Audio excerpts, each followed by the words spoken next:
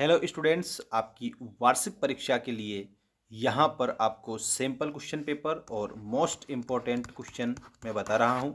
यहाँ पर आपको जितने भी मोस्ट प्रश्न इसमें दिए हैं सभी का उत्तर आपको यहाँ देखने को मिलेगा। और आप लोगों को एक और बात मैं बता दूँ कि आपकी जो विज्ञान का जो पेपर है, वार्षिक पेपर 22 फरवरी का, उसके लिए आपके ये क्वेश्चन बेस्ट साबित होंगे। तो यहाँ पर आपको विज्ञान विषय के सभी प्रश्नों के उत्तर देखने को मिलेंगे। एमपी बोर्ड कक्षा 10वीं ये ऐसा अभ्यास पेपर आपको दिया गया है, बोर्ड के द्वारा जारी किया है। इसमें से आपको सारे क्वेश्चन याद कर लेने हैं। और इसके अलावा हमारे यूट्यूब चैनल पर आपके लिए बहुत ही बेस्ट कंटेंट उपलब्ध है, तो वो भी आप देख सकते हैं। प्लेलिस्ट हमने बना दी है। हमारा ऐप भी आप डाउनलोड कर लीजिएगा। एप्लीकेशन पर भी हमने आप लोगों को बहुत ही बेस्ट कंटेंट उपलब्ध करा रखा है। लिंक हमने डिस्क्रिप्शन में दे दी है। देखिए, पहला प्रश्न यहाँ पर सही विकल्प चुनकर लिखिए। किसी रासायनिक अभिक्रिया में भाग लेने वाले पदार्थ कहलाते हैं।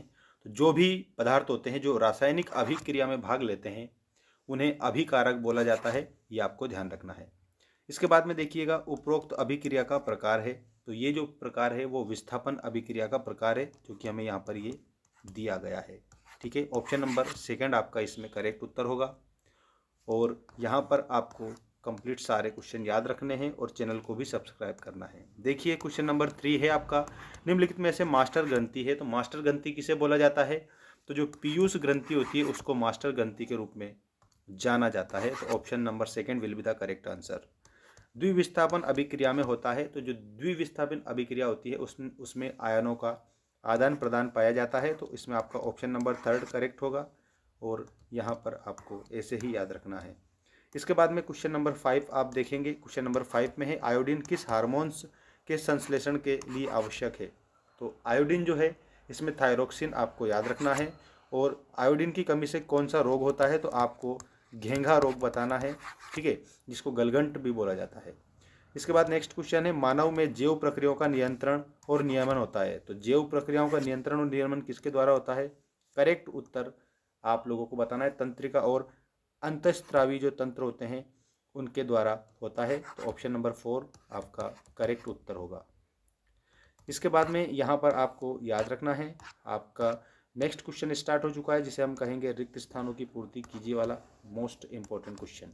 कार्बन की सबसे बाहरी कक्षों में इलेक्ट्रॉन होते हैं। तो कितने इलेक्ट्रॉन होते हैं? तो यहाँ पर आपको 4 इलेक्ट्रॉन बताना है। सिरके में पाए जाने वाले अम्ल का नाम है। तो जो सिरका होता है उसमें एसिटिक अम्ल पाया जाता है। खाली स्थान में आपको एसिटिक अम्ल नोट करना है। नेक्स्ट क्वेश्चन है, लोहे के बर्तनों को जंग से बचाने के लिए की परत चढ़ाई जाती है। तो यहाँ पर एक बात मैं आप लोगों को बता देना चाहता हूँ, जिंक की परत चढ़ाई जाती है। ऑप्शन में आप जिंक बताएंगे। और वह सूची जिसमें धातुओं को उनकी क्रियाशीलता के अवरोही क्रम से व्यवस्थित किया जाता है उसे क्या कहा जाता है?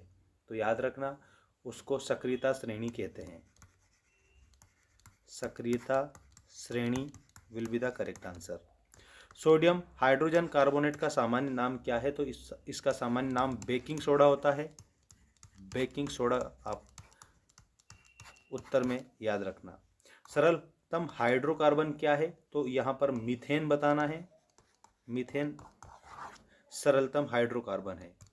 नेक्स्ट क्वेश्चन है आप लोगों का, सत्य असत्य लिखिए। ये जो सत्य असत्य है इनको याद रखना। पुरुषों में लिंग गुणसूत्र होते हैं। तो यहाँ पर आपको असत्य बताना है।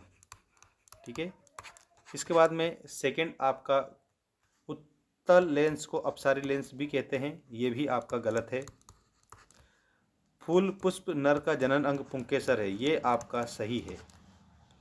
मनुष्य के शरीर में शुक्राणु का निर्माण वृषण में होता है, ये भी आपका सही है। और अगला है, जो गुण एक पीढ़ी से दूसरी पीढ़ी में संचारित नहीं होते वे आनुवंशिक गुण कहलाते हैं, ये असत्य है। क्योंकि एक पीढ़ी से दूसरी पीढ़ी में गुण संचारित होते हैं वो आनुवंशिक गुण कहलाते हैं, और यहाँ पर नहीं होते हैं वे आनुवंशिक गुण कहलाते हैं, ऐसा दिया ये मतलब गलत है। प्रकाश का किसी सतह से टकराकर उसी माध्यम से लौटना अपवर्तन कहलाता है, ये असत्य है। ठीक है, इस प्रकार से आप इसे कंप्लीट करेंगे। इसके बाद में यहाँ आपको जोड़ी दी गई है, इस जोड़ी के उत्तर देखेंगे आप सभी। 80 dB, यहाँ पर 80 जो dB दिया है ध्वनि प्रदूषण है। 80 dB के आगे आप ध्वनि प्रदूषण लिखेंगे। 180 डिग्री, तो ये दो नेत्रों का क्षैतिज दृष्टि क्षेत्र होता है। अजैव घटक, अजैव घटक में आप लोगों को वायु, मृदा और जल बताना है, ये अजैव घटक है। 25 सेंटीमीटर नेत्र की सुस्पष्ट न्यूनतम दूरी होती है। तो यहाँ पर आप लोगों को क्या बताना है, नेत्र की सुस्पष्ट न्यूनतम दूरी। ठीक है, नेत्र की सुस्पष्ट न्यूनतम दूरी। ठीक है, परपोषी, तो ये परपोषी क्या है, तो परपोषी मानव है। ठीक है, ऐसा आप याद रखना।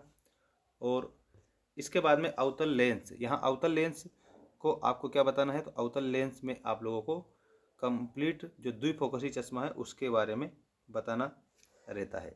तो निकट दृष्टि दोष, ये अवतल लेंस इसके सामने ही कंप्लीट करना है। ठीक है, ऐसे आपको जोड़ी बनानी है। इसके बाद में यहाँ पर आपको दिया है निम्नलिखित प्रश्नों के उत्तर एक शब्द या एक वाक्य में लिखिए। जीव के शरीर में पानी का अवशोषण कहाँ होता है, पानी का अवशोषण बड़ी आंत में होता है। ठीक, आपको उत्तर बताना है। चलो मैं लिख देता हूँ यहाँ पर, बड़ी आंत में। इसके बाद देखिए, मोटर की बैटरी से बहने वाली धारा कौन सी है, तो प्रत्यावर्ती धारा है वो, प्रत्यावर्ती धारा। नेक्स्ट क्वेश्चन है विद्युत शक्ति का मात्रक बताइए। तो विद्युत शक्ति का मात्रक वाट होता है, इसको W से प्रदर्शित करते हैं। यकृत से मिलने वाले रस का नाम बताना है। तो यकृत से पित्तरस मिलता है, पित्तरस आप इसमें उत्तर बताएंगे। मनुष्य के शरीर में संवहन का माध्यम क्या होता है, तो रक्त और लसिका होता है, रक्त और लसिका। और चुंबकीय क्षेत्र की उपस्थिति का पता लगाने वाली युक्ति कौन सी होती है, तो कंपास सुई धागा है ये, कंपास सुई धागा, ये आपको उत्तर में बताना है। ये एक शब्द या एक वाक्य के उत्तर कंप्लीट होते हैं आप लोगों के। और बाकी आपको ये सैम्पल पेपर हमारे टेलीग्राम चैनल पर मिल जाएगा, लिंक हमने डिस्क्रिप्शन में दे दिए, टेलीग्राम को आप ज्वाइन करिएगा। और एक और बात मैं आपको बता दूं, हमारी ऐप पर भी आपके लिए कंटेंट उपलब्ध है। वार्षिक परीक्षा को ध्यान में रखकर हमने वहाँ पर कंटेंट उपलब्ध कराया है, तो जाकर आप एप्लीकेशन डाउनलोड करिए, लिंक हमने डिस्क्रिप्शन में दे दी है।